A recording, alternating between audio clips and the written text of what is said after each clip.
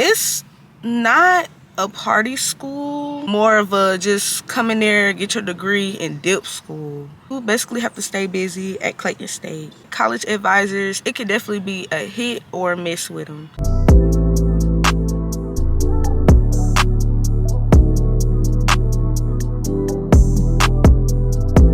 Hey everybody, welcome back to my YouTube channel. If you are new, hi, I'm Lashanti Rashay, and welcome to another one of my college series, or whatever you want to call it. So let me just start by saying this. I came to Clayton State in 2022 of the fall semester, so I've been there for technically 2 years because it's 2024. I'm a health and science major, basically health and fitness or exercise science, whatever you want to call it, or whatever your school is, calling it. Because I noticed, since I'm a transfer student, I noticed that they call it sports management at Kennesaw State, but they call it health and fitness management at Clayton State. So that's all I'm saying, like either or. Exercise science, health science, is still in the health science category. But yes, nonetheless, I have a few notes here, and I just wanted to tell y'all 5 things that I feel like y'all should know about Clayton State University, or just about college overall. I am hoping to be a junior. I'm considered like a sophomore / junior because your girl done effed up and messed around with anatomy and physiology. So I had to retake that, and well, I'm currently retaking that right now, but I failed it last semester.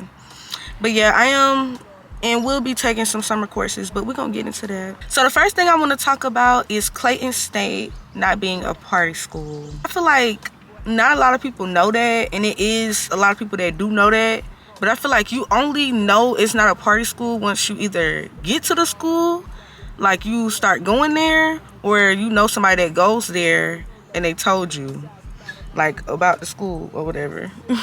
So yeah, it's not a party school.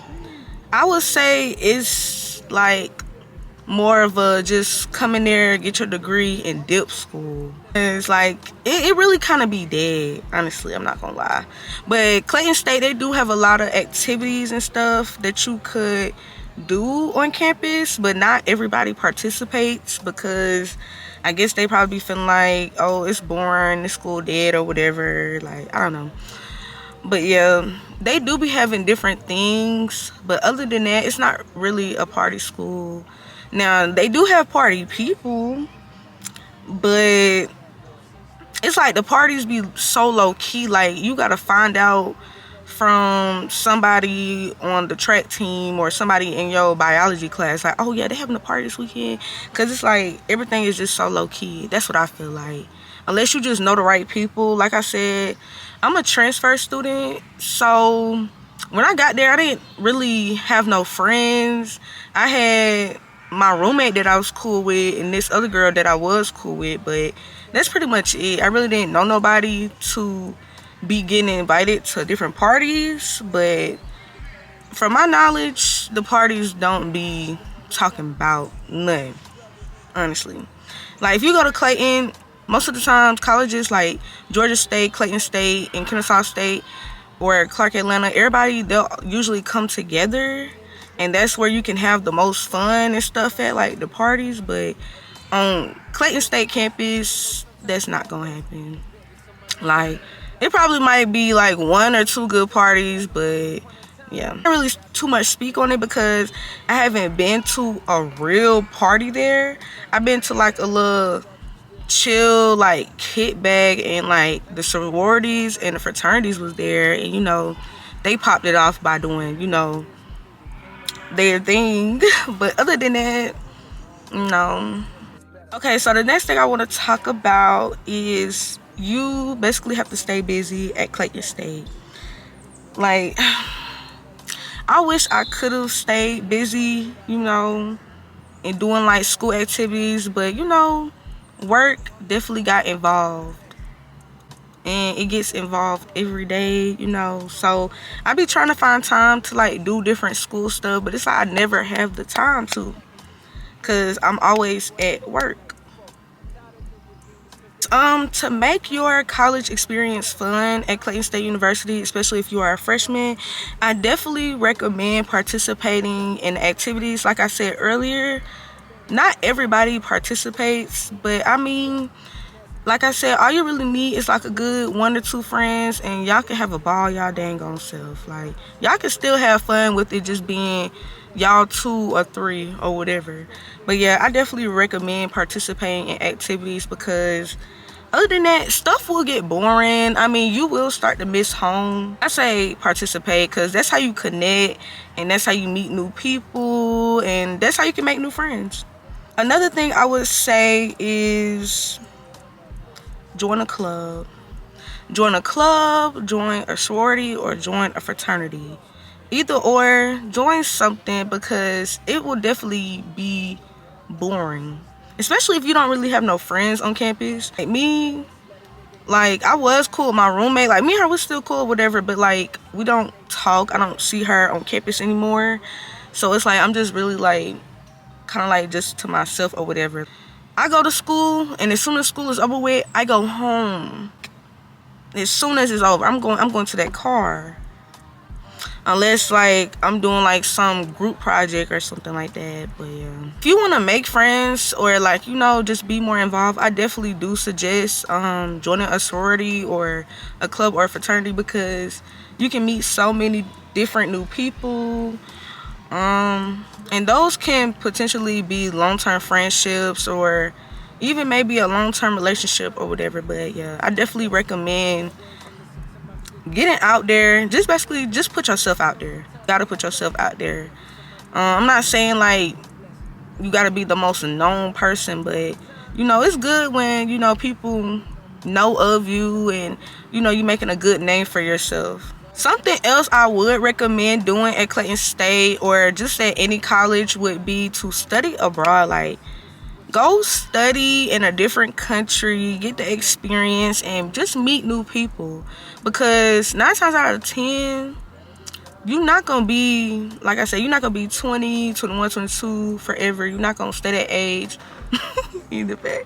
But yeah, you're not going to stay that age forever. So I definitely do say, like, if you want to, like, make your college experience even more fun, like if you have the funds for it, I definitely say do study abroad. I feel like that's also another great way to make connections with different people, especially different people out the country. Like, what if you want to go back and visit that country and it's like, oh, well, you know a few people down there now, so it won't be as bad. But I definitely do recommend study abroad. I do wish I would have did that. And I mean, it's not too late, but well, I don't know. I got too much going on to like even like get into that. But they do have scholarships, and I'm pretty sure they have like, you know, grants and other stuff to help fund for study abroad. So yeah, I say most definitely do your research and look into that. Next topic I want to talk about is college advisors. And I personally feel like college advisors, it could definitely be a hit or a miss with them. You either have the best college advisor or you could either have the worst college advisor. Like, y'all, why my college advisor just dipped out on us? The semester is almost over. She dipped out last month. We got a whole new advisor. I'm trying to get in touch with this new advisor. I done emailed her, tried to set up appointments, and it's still not giving. I literally had to like register for my other classes through another advisor, because every time I show up, they'll say, oh, she's not here, or she's not taking any more people today. We can email her for you, this and that. And I still never heard from the lady. Never. Think about it. They do give you this little schedule thing with all your prerequisites. This is for my freshmen. It has all the classes that you could take or that you need to take.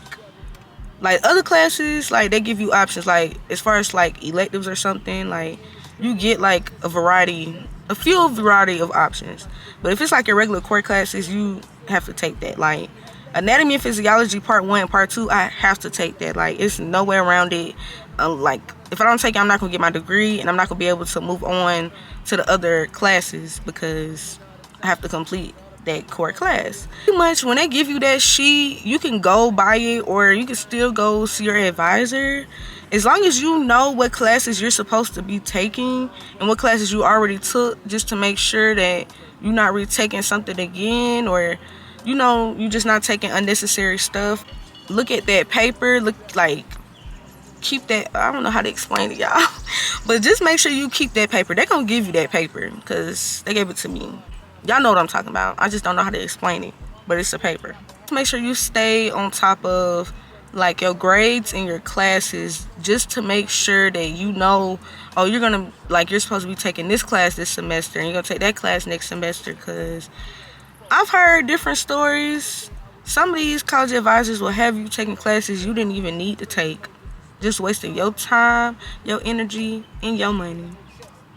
Another thing I want to talk about is, and this is the last thing I want to talk about, it will be to take summer courses. And this is something that I really wish I knew back my freshman year. I really wish I knew more about taking summer courses, because that can literally put you ahead of the game, or it can make you get back on track to where you need to be at. And if I would have started taking those summer courses my freshman year, I'm pretty sure I would either be almost done or ahead of the game. That's the same thing, but I'll be pretty much almost completed.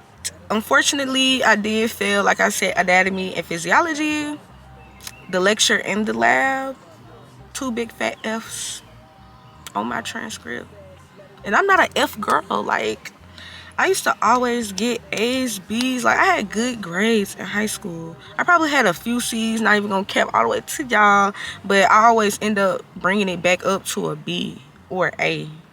It never stayed for the final grade as a C. Well, besides my one math class, but that's because in high school we had a high school teacher who taught like she was a college professor, and I feel like that was not fair. We did not deserve that. One of those strict college professors, that's how she act. She didn't play no games. I definitely do say take summer courses. At least take 2 or 3. I know a few advisors or a few people that I've known that's taking summer courses. They recommend at least 2. And the good thing about it is you still get a refund check at the end of the day. Well, that's the good thing I love about it. I don't know about y'all, but I care when they give out the money.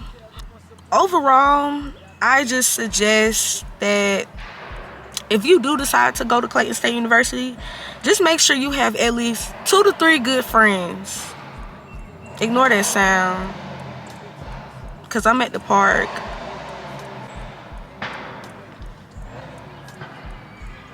But yeah, like I was saying, at least keep y'all 2 to 3 good friends, 2 to 3 good real friends, because not everybody has the best intentions for you, and not everybody wants to see you win. But yeah, just do your best. It's college. Everybody doesn't make good grades all the time, and C's does get degrees. So I say just do your best and keep your head up, because that's literally what I'm trying to do every day while working a 9 to 5, trying to support my lifestyle.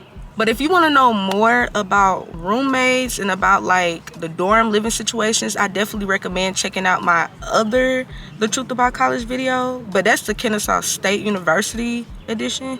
But I still say check it out, because it's for any and every college student if they want to know more about just college in general. But yes, y'all stay tuned, and thank y'all for watching, and I'll see y'all in my next video.